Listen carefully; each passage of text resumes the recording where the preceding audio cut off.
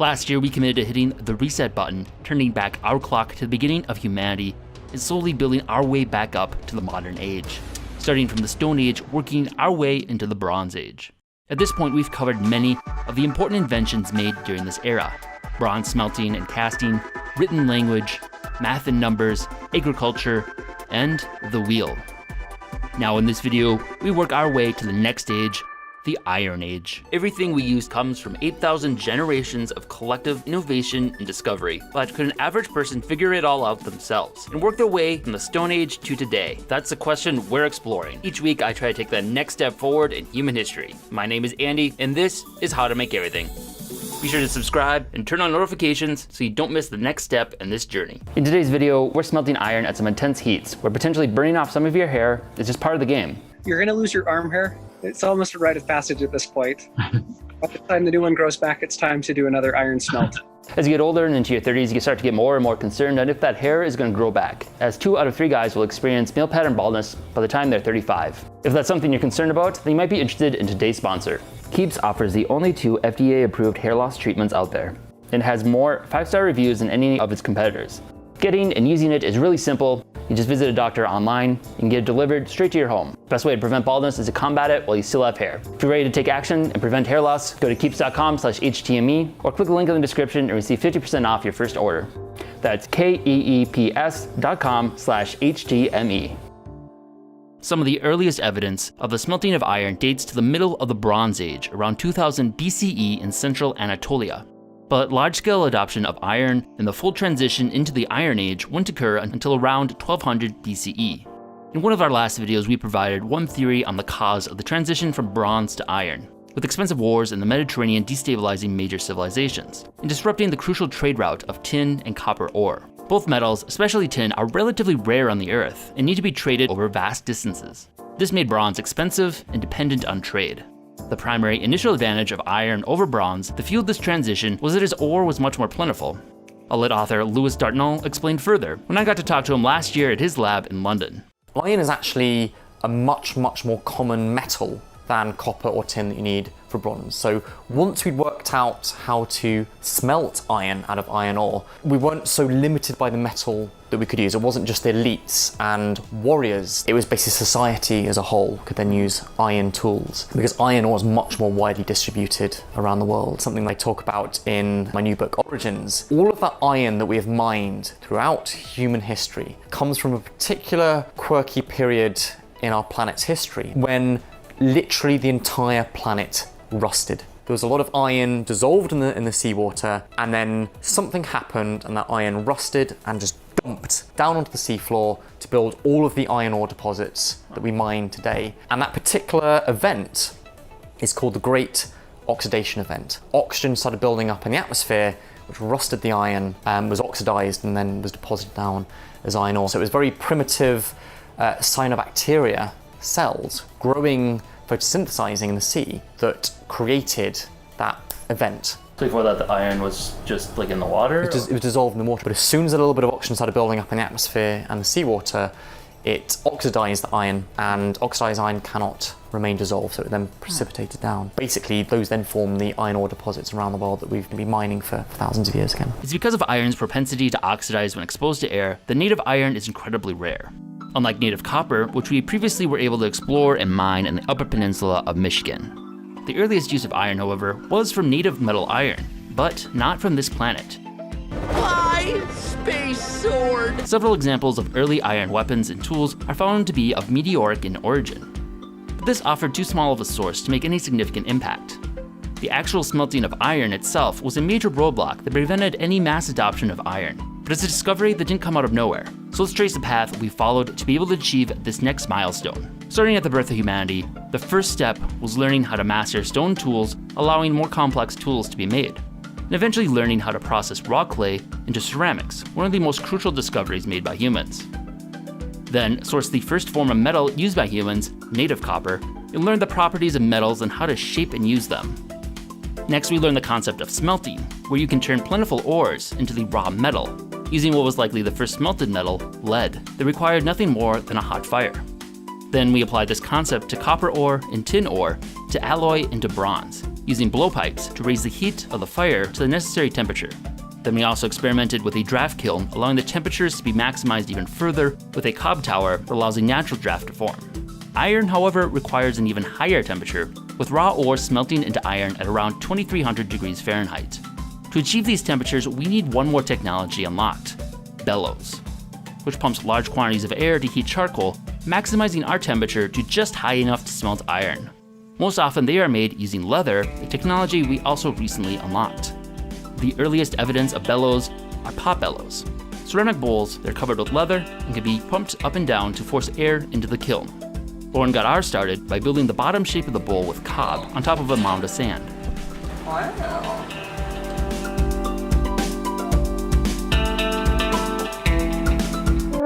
Okay, it broke. That was like the saddest break. God damn it. Alright, well, what now? Oh, that sucks. Who's that Pokemon? Stidley.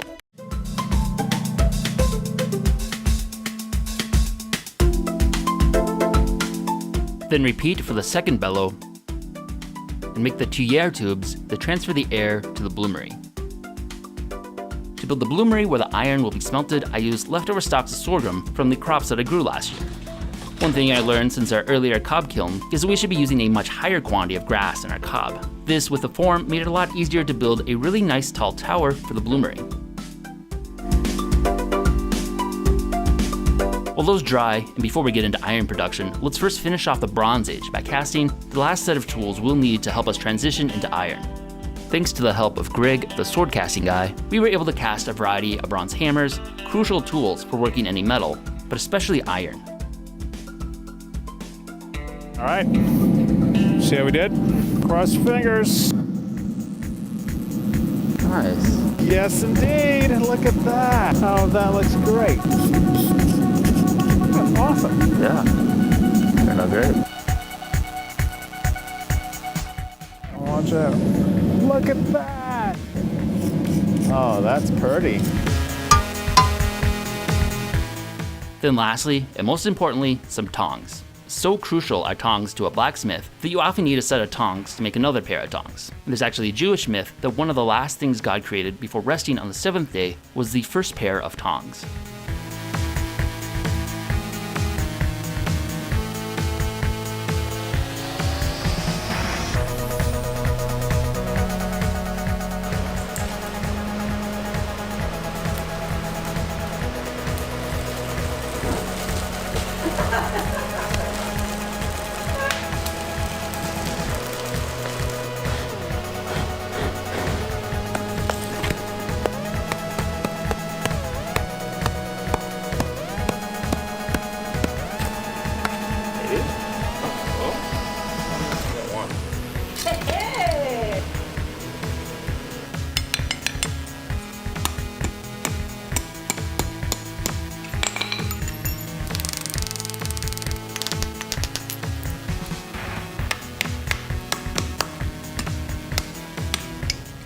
Next, we need some ore to smelt. Well, sourcing copper for us was a few states' drive away, and tin ore an entire ocean away. My home state of Minnesota is the largest producer of iron ore in the United States.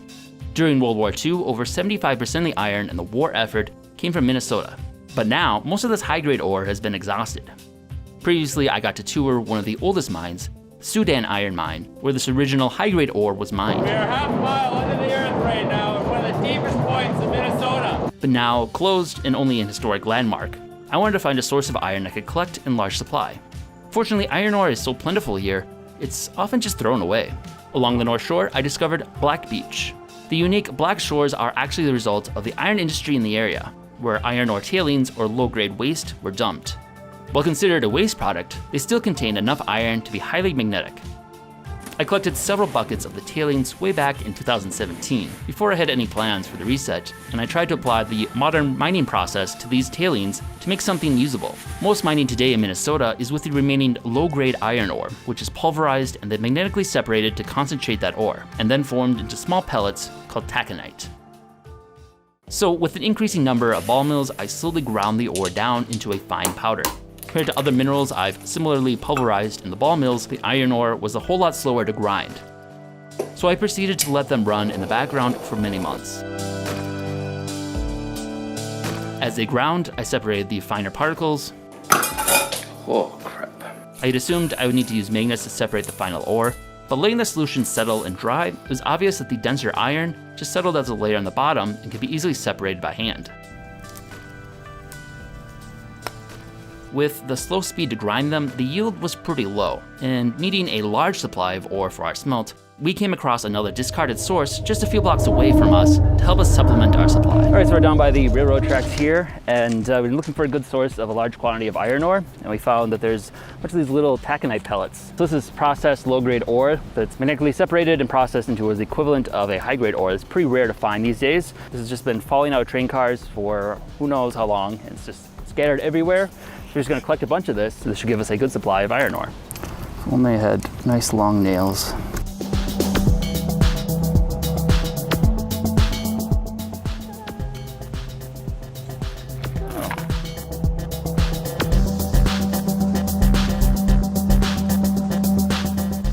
A large supply of ore in hand, we should be ready to get the smelt going.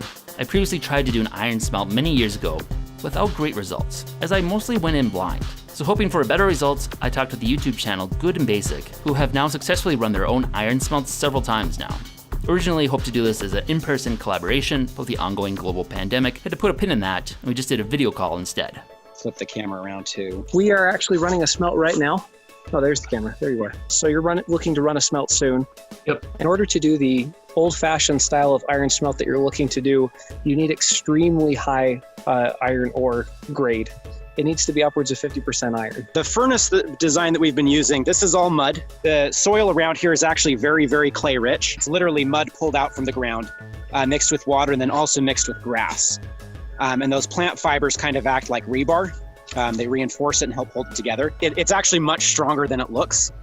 You would probably need a truck to push this thing over. The reason why we build it up to 8 feet is to get a natural draft going. Probably the smallest we've ever done on is 3 feet or 4 feet. The catch there is that, we used a combination of bellows and electric blowers to get the necessary airflow to get it up to the temperature. I believe the reaction happens somewhere around the neighborhood of 2,200 degrees Fahrenheit. That bright orange is a good temperature indicator. The hottest spot is just above this doorway, so if I bump this loose, you'll see some of the temperature of the hot spot. The ratio that you put them in at is 50-50. So you want the same weight of charcoal and the same weight of ore going in every time you add a new layer. You just layer them in at the top and then wait for it to burn down. For us, I'd say most of our smelts have gone 5-ish hours, would you say? 5 or 6. It's important, if you point that way, to turn the whole thing into a barbecue. It's important to have watermelon and bratwurst. And it turns out that there's actually a chemical reaction taking place, the carbon in the fire and then also carbon monoxide. Is stripping oxygen atoms off of the ore. You want to keep the carbon in close contact with the ore because it's not just supplying heat, it's not just the fire, it's actually the chemicals that are needed to strip the oxygen off of the ore. Thanks to the help of Good and Basic, now have some great suggestions for my attempt. Be sure to check out their channel where they have been trying a variety of different iron smelting techniques, as well as a bunch of other great content. Now ready to do our smelt, we moved our partially dried bloomery and bellows to the side of the smelt. First up, we cut open the hole at the bottom for the air to enter.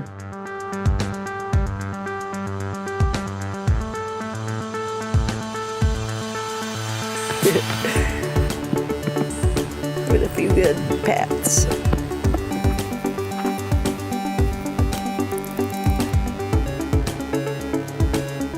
And then attach the tuyères to the pot bellows to direct the air into it.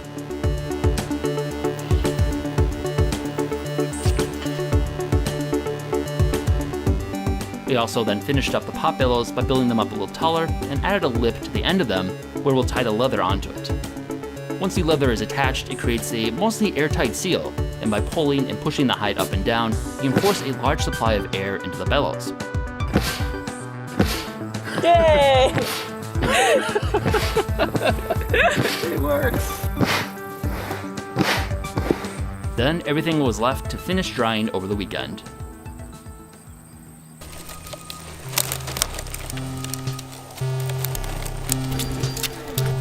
Whoa!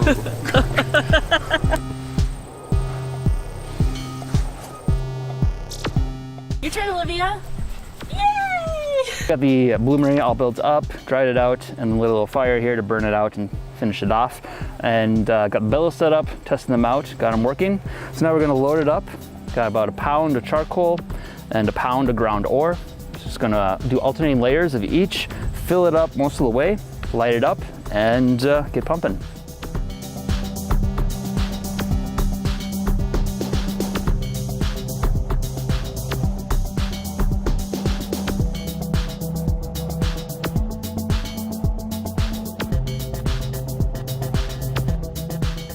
Does anybody want to try this? All right.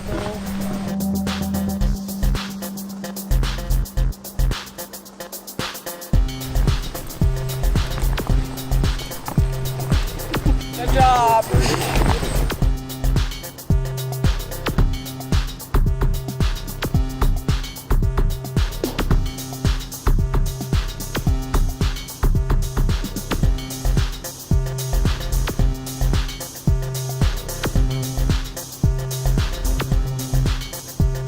Burn down now and see what we got inside. So we started at around noon, now almost 8. Should be enough time for it to have smelted, assuming we got to the right temperature, which it seems like we were. Having a hard time getting the bloom out to actually tell.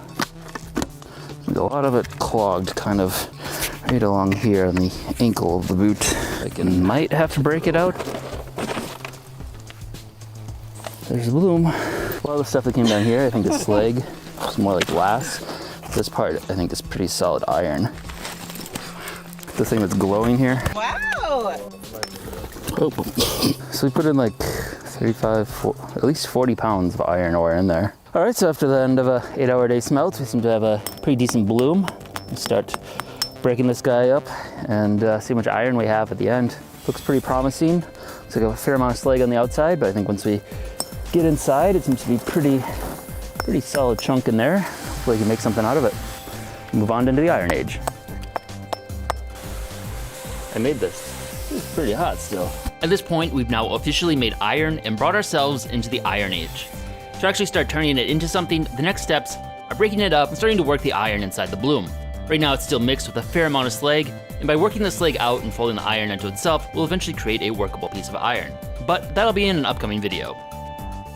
With this new metal, we have now officially entered the Iron Age, and one of the last metals of antiquity. So far, before the reset and since, we've now sourced 6 metals: copper, tin, gold, silver, and iron. At this period in antiquity, there were 7 metals that were known, with mercury being the only one we haven't covered yet. But how many more metals are there out there that we actually use day to day? Well, Lewis Darnell had an interesting closing thought on that. So the other fascinating thing that I came across when I was researching writing Origins is just how many metals we use nowadays. So how many different kinds of metal do you think, Andy, you've got like on your person right now? Like your metal zip, maybe some coins, some change in your pocket. How many different kinds of metal do you think you have on you right now? Probably at least a dozen. Like most people would say kind of 3, 4, but actually if you've got a smartphone or indeed many other kinds of electronics or device in your pocket, you've got probably nearer 30.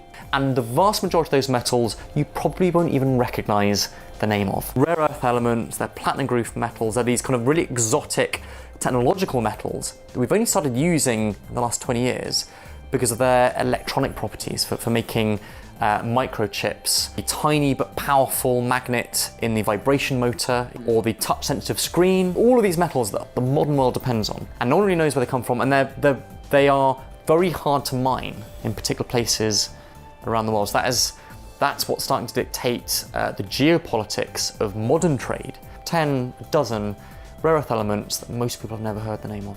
I mean, that's the world we now live in. Wow. Thanks again to Lewis Darnell. Be sure to check out either of his great books, The Knowledge, and his latest one, Origins. If you enjoyed this video, be sure to subscribe and check out other content we have covering a wide variety of topics. Also, if you've enjoyed these series, consider supporting us on Patreon. We are largely a fan-funded channel and depend on the support of our viewers in order to keep our series going. Thanks for watching.